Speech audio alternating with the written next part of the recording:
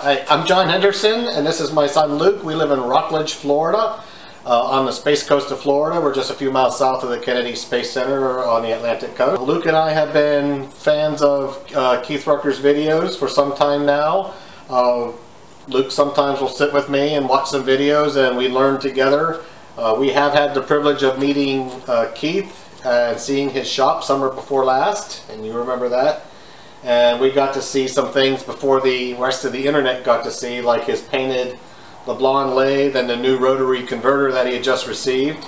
And I'm sure I pelted him with a lot of questions. He was very gracious to answer them and be very patient with me and answer Luke's questions. And what was your favorite thing about the cat? The cat. Okay, so he liked Keith's cat. He was friendly with Keith's cat. My son, like me, has always enjoyed making things, being creative, starting with an idea and raw materials and bringing things to life, or disassembling things to see how they work, don't you? So that's why I've got like old toy electronics in pieces all around the house. Okay, Luke, that's not our cat. That's Bobo. He belongs to the neighbors. And sometimes he wanders into the shop. So I don't really have much of a shop to share. This is one corner of my garage. I have a workbench. Over here to my right I have a old board on a couple of sawhorses. I am replacing that. I am, how much you can see this, but I am not that heavy. I am building a woodworking workbench to Paul Sellers' plans, and I was making good progress on that until Hurricane Irma came along and snapped off one length of my privacy fence, snapped the 4x4s off at the ground, so I had to spend a lot of my free time over the last couple of months rebuilding that fence. But there are some projects that are kind of Keith-like. This was an old Craftsman vise that belonged to my father. I had gone up to visit my mother in Alabama a few weeks ago. Brought this back. It wasn't being used at all. I stripped all the paint off of that and repainted it, kind of like Keith's project he did with his Wilton vise. Other things around here, I can, there you have the chair, everything's wet. I fix things around the house. I've got two children, Luke and his younger sister, and hey, you're just in that stage where you don't have a lot of budget. Dad doesn't have a lot of budget for hobbies. So a lot of my hobbies is fixing things around the house. So this is our dining room chair. I've been focusing on hand tool woodworking, which is very enjoyable. So I've been trying to collect tools off of eBay. So I got bit braces, chisels, chisel hammers, various things like that. Some of those tools I like to bring back to life. Sometimes they need a little bit of restoration, so I enjoy working that in the way that Keith likes to restore things. I don't have a lot of other stuff in here. I got a bench sander, and over there's my broken bandsaw. My broken bandsaw. So we can go look at the bandsaw and talk about that too. So in just trying to keep a family budget and feed the kids and stuff, you look for deals. This was a bandsaw. It was the floor model in the store, and I got it for about a third of the list price. So it was new, but it had been tipped over and the trunnions were broken. So after I got it, well, you're looking at them now, but they're replaced. But they it had been knocked over, and they had it marked down, and I went and asked about it, and they offered to even cut more off of it. So I got it at a substantial discount, but only after I went home and researched the price of some of the parts that were obviously broken. But then I found that there's other things that were wrong with it, and I'm still way ahead of the game. But this week what I found was, and why I have it in a disassembled mess, was that apparently this is the axle for the top wheel, and somehow when this thing was damaged, this was bent too. So I don't know if it shows up in the camera, but this axle is bent to the side, and in here there is a crack in the casting here, crack in here. So new part's broken. I'll be looking. I've had it about 8 months, have used it very little, but that part's on the way, and it looks horrible, but it's about 5 minutes of work to put this back together. This replacement hinge comes tomorrow, and hopefully I'll have a bandsaw put together for a little bit of work and a little bit of money. So I wanted to mention a few of the reasons I would like to have the mini machine lathe. And I just know over the years as I'm working various projects, there's been times I've thought of, man, if I only had a small lathe, I could fix this thing instead of throwing it out, or make something that I've imagined, but did not have a machine lathe. But I do have a couple of current projects where I've recently thought of that, and I remember the reason why. And here's one example. These are bit braces. These are both Miller's Falls number 31 bit braces, which I bought off of, a number 33, 8-inch sweep. I bought these off of eBay for very, very inexpensively.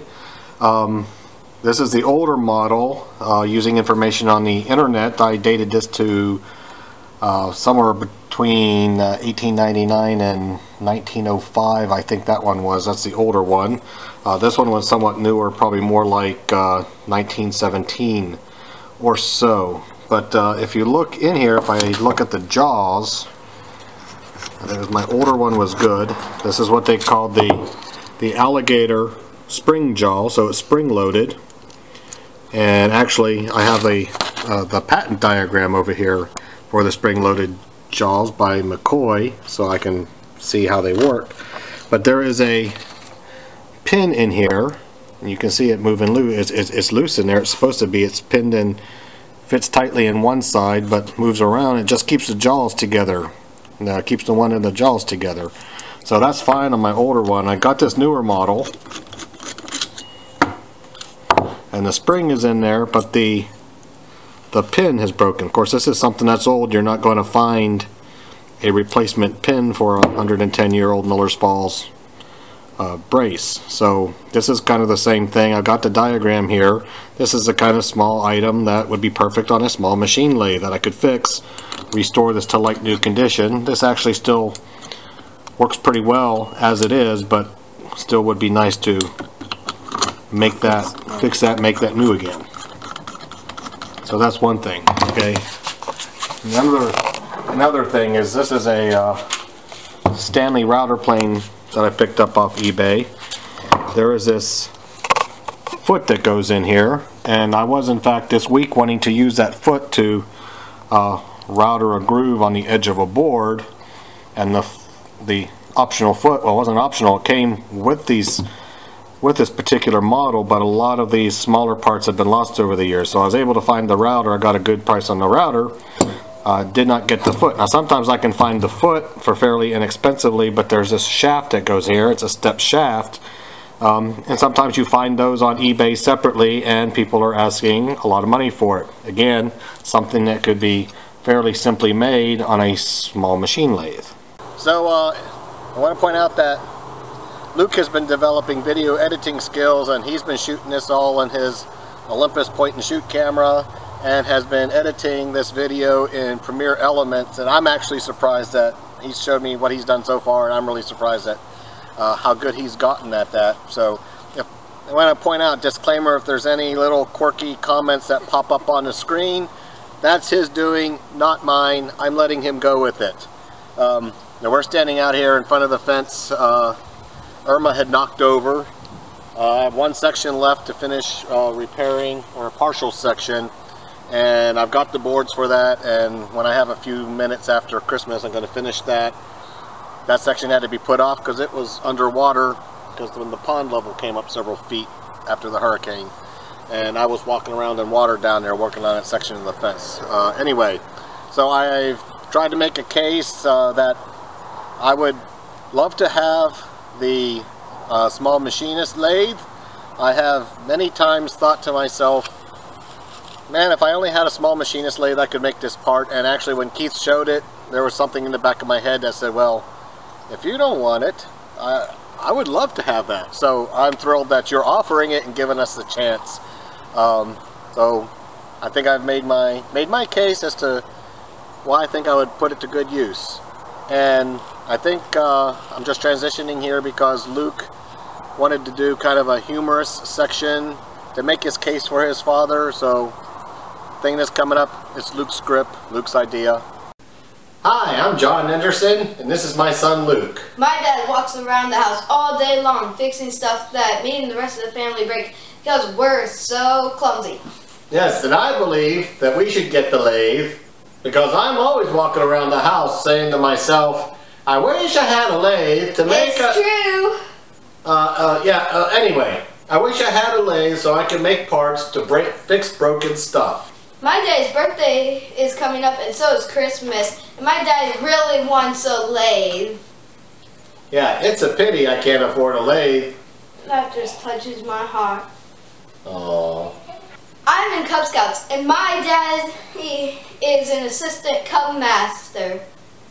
Oh yeah, and keep going. And my mommy and daddy are coaches for a robotics club.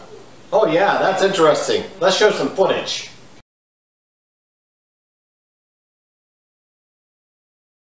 I'm handsome. Oh, yeah, that's because you take after your father. Now, let's shut this thing off now.